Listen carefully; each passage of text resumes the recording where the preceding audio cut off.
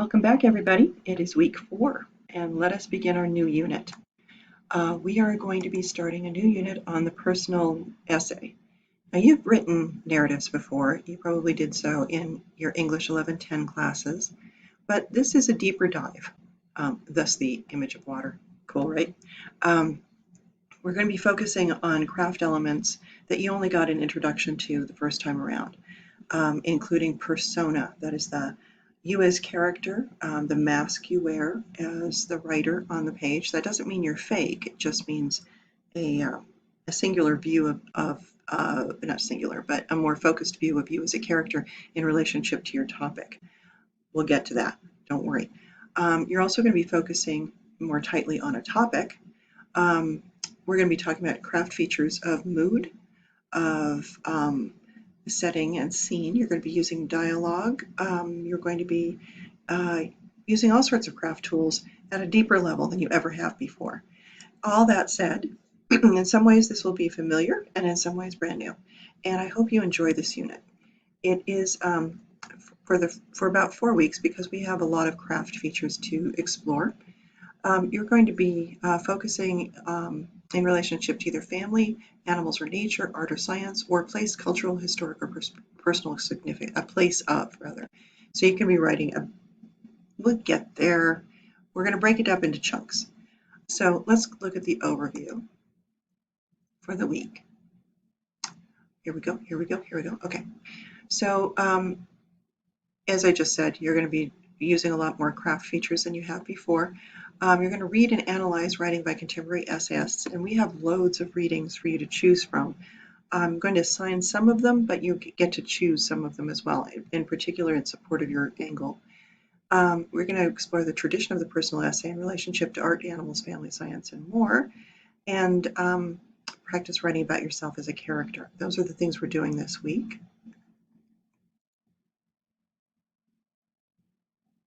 And here we go. So in Tell It Slant, these are the chapters you really want to focus on. Please read these closely because they give you an overview of what a personal essay is at a deeper level than you've had before, and the challenges of the personal essay. Being truthful and yet being a storyteller is complicated. This is also foundational reading, the necessity of turning oneself into a character. The persona is one of the things we're talking about this week. Again, the characterization of oneself in relationship to your topic as a fully rounded, complicated, not perfect, quirky character. You have to be honest with your reader or your reader will not believe you or follow you. So please take a close look at that. That's not very long, but it is foundational. Vivian Gornick writes a piece called The Situation and the Story. In her piece, she talks about how the messiness of life, the situation in which we write, you have to distill it, think about it, prioritize what's meaningful to you, and determine what from that information is the actual story. And the story is deeper than just the plot or the events of the story. It's the theme, it's the takeaway, that's how it's changed you. But what is the story? And you have to determine what that is as you're writing. We don't always know instantly. This one we're going to spend more time on later, but I want you to have at least a look at it. This is a chapter about plot and form and structure. We're going to spend a whole week on structure and ways in which we can structure essays, but this will just give you an overview. If you want to wait on reading that, that's all right, but I want you to know it's there. Us and Them is a short essay. Is it short? I don't know. It's an essay by David Sedaris in which he characterizes himself and some people that he thinks are different from him. And in that, you get to see how he really reveals the quirkiness of his character. So that's kind of an illustration of how Sedaris creates a persona that relates to Lopate, who talks about how you create a persona. So you'll have a journal exercise about that. This is the big kahuna. This is your essay prompt that gives you the overview of what the whole assignment is, the choices in which you are working, and some sample essays that support those choices. I'll look at that with you in just a minute. So you're going to have 2 basic assignments, but this is the heavy lifting in the class right now. This is the reading that's foundational to all the stuff you're doing moving forward. So yes, you have a journal. Your journal is you and your quirky character. You're going to be reading Us and Them and Lopate to really get a handle on how to approach that. In your blog is which situation, which story. You'll choose an essay from the prompt, and you're going to be reading the situation and the story and thinking about how it all works. So you'll do a little reflection on that.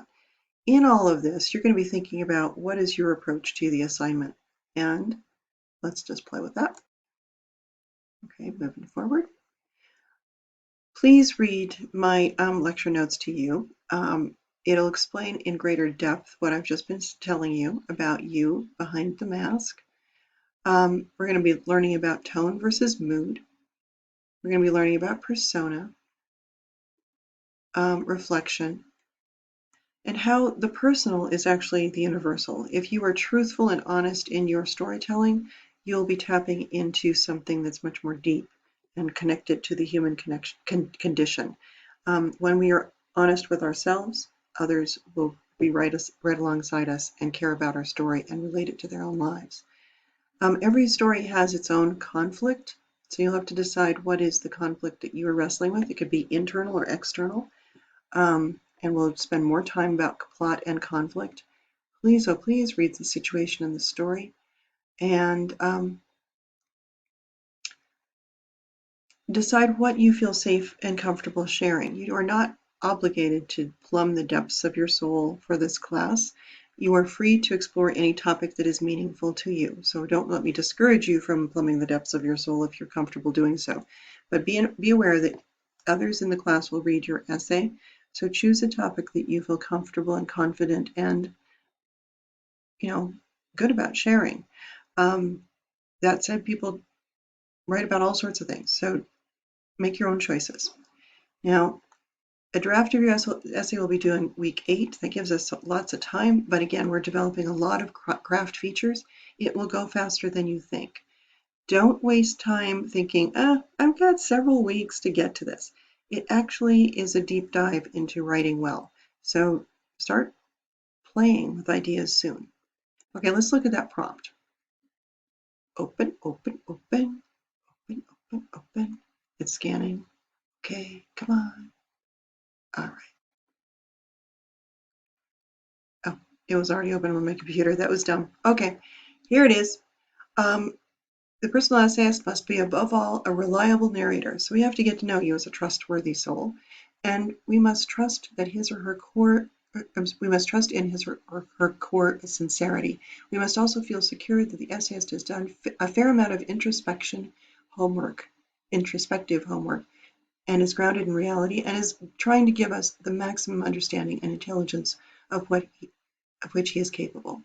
I read that very poorly. You can do a better job. But here is the overview. Please read this. And here are the different prompts.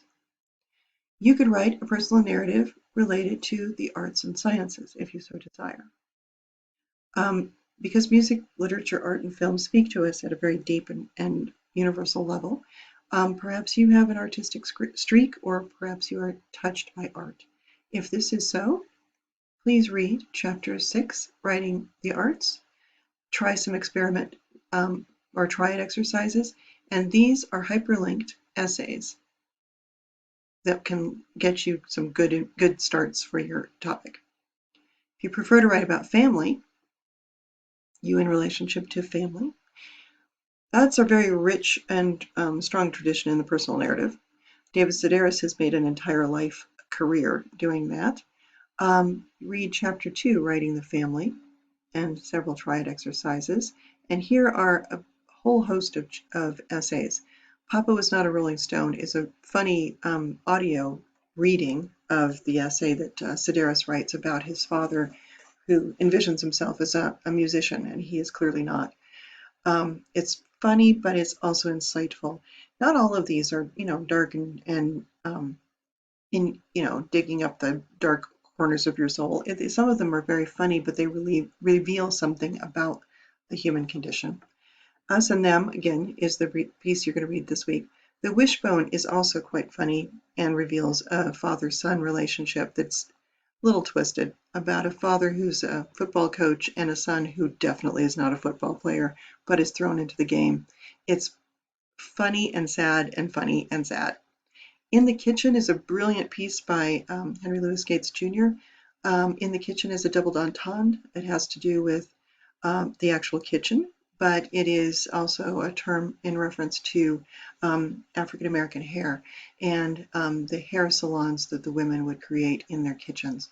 It's a culture, a piece about culture, ethnicity, home, and family. So it's a beautiful piece. Casa, A Partial Remembrance of a Puerto Rican Childhood, um, is also a gorgeous piece about a culture, family, and so on.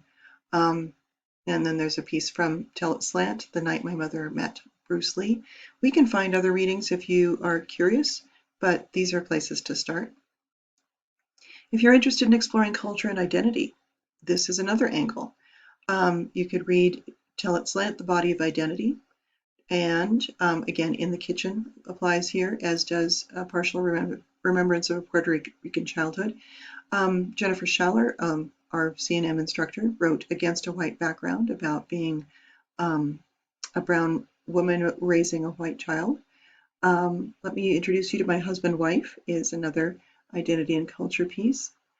You in the Natural and Animal World. If you prefer, there are many wonderful pieces out there about nature and really human relationships with animals that you might find inspirational. And animals have been very central to our lives in isolation and during this pandemic, and you might have plenty to say on that topic. Dillard's piece, Living Like Weasels, is a really great one about identifying with animals. Jumping the Fence, Keeping an Ear to the Ground, and On Touching Ground are all in Tell It Slant. Greg Martin writes about the Last Dying Cat, which is a funny, sweet story about an old, smelly cat that he loves and hates.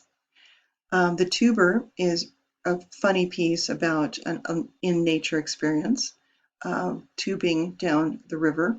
Tempest Williams writes about the bounty of the sea, and White writes about Once More to the Lake. All of these have to do with nature or animals, and they're all beautiful pieces of writing. You can write about a place that has cultural, historic, or personal significance. Now, this cannot be like your bedroom or backyard. You've done those kinds of things before.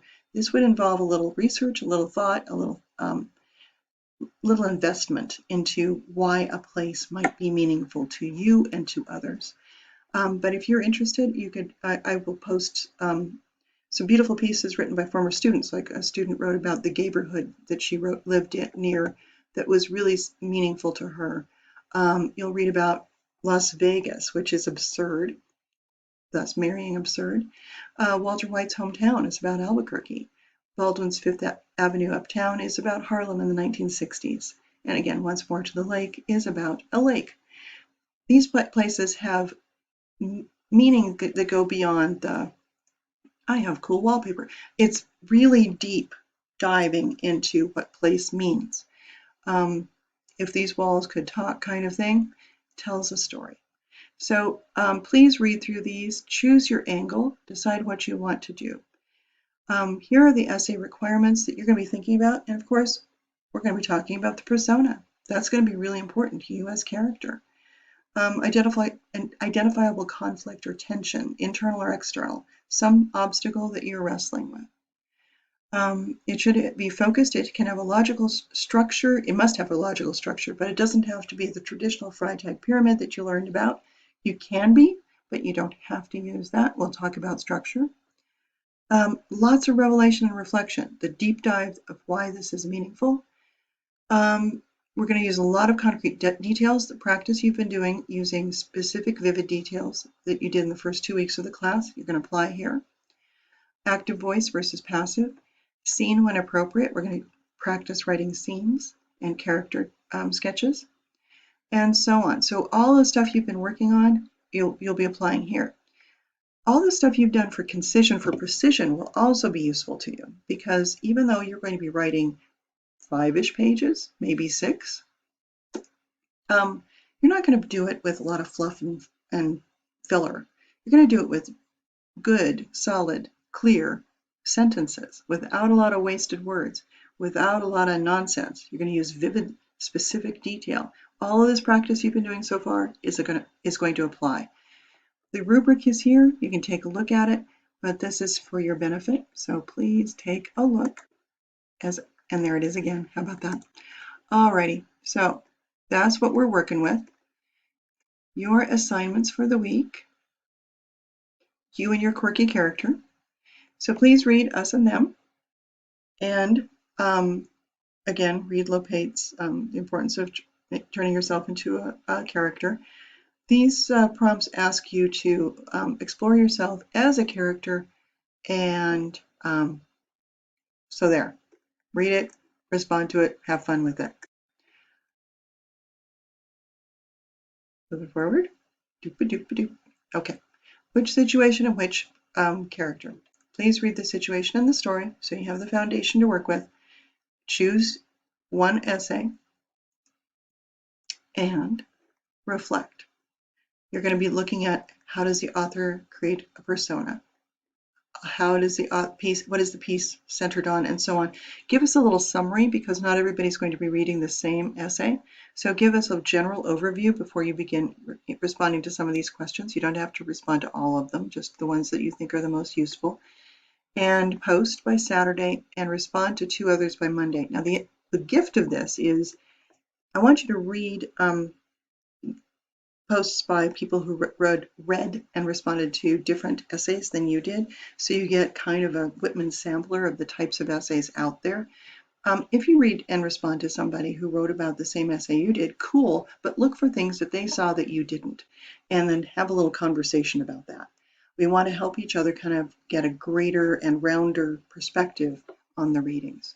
So this is a launch into the unit, and next week we're going to dive into character and character development. We'll do character sketches and more. So I hope you enjoy this unit. I think it's fun. As you may know, the memoir or personal essay genre has been very popular in publishing. If this is something that you are interested in pursuing outside of this class, there are 2 ways in which you can pursue. One is if you're interested in submitting any of your work to Leonardo, which is our literary magazine here at CNM, do so soon. It doesn't have to be this essay, it can be other works in your life. I believe they're accepting submissions through the end of this month. I'll double check that. But if you're interested, you can submit at leonardo@cnm.edu. But in the real world, there are lots of publications that take creative nonfiction. Creative nonfiction is a publication. That's the title of it.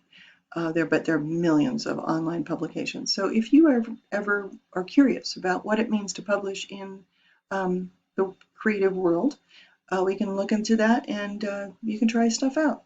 So practice, see if you're interested, keep writing. Now, if writing is not your career and you never intended to do that, think then about how writing clearly and specifically will serve you in your careers. And you can choose a topic that is more in line with your with your future if you're interested in science or art or culture and identity or whatever interests you. So again, enjoy the unit. Thanks for watching my bumbling video. If you have questions or concerns, please join me on Thursday morning at 10 in my office hours. The Zoom link is posted on the course homepage. If you would like to chat another time, just one-on-one, I welcome that. Let me know, we'll set up a time. And if you have other questions or concerns, you can send me a pronto message or an email. And my email is poconnor1@cnm.edu. I look forward to reading your flash nonfiction, and thank you for watching.